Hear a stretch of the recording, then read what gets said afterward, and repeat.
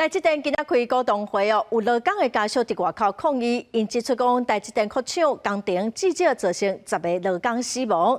董事长魏德卡是强调讲，台积电有社会责任哦，因会负责。另外，针对中东设厂的风声，伊嘛强调讲，目前是无这项计划。我们维持对今年全年营收的展望，若以美元计，台积公司2025年营收预计成长接近中段20位数。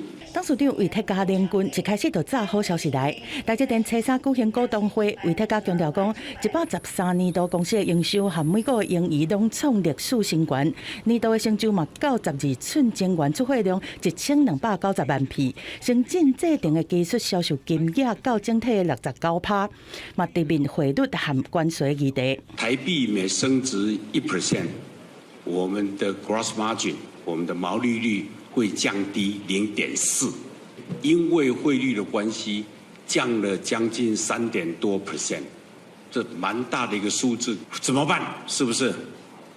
没有什么怎么办？努力做。面对关税，魏特加讲，关税会让物价提悬，造成需求降低，安尼台积电的生理都可能间接受到影响。但是嘛，强调 AI 的需求嘛是正强。另外，对海外设厂，台积电强调，我在想，这个遥远真叫做满天飞。上一次我回答了英特尔的问题，现在要回答中东，下一次可能要回答非洲。所有的问题的答案都同样。不会。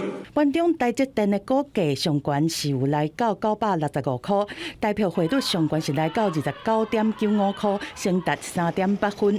不过台积电先进封装厂进驻嘉义科学园区，面对最近2件公案意外，台积电嘛指控讲无积极改善工作安全的管理。在后续的调解，希望能促成公正的调解。台积电依旧缺席。对家属的尊重在哪里？工作伤害受害人协会民间团体指出讲，台积电对民国108年甲单相关事故已经造成10个劳工无命，呼吁台积电应该统筹监督，而且提出具体的改善计划，来确保劳工的安全。公司新闻综合报道。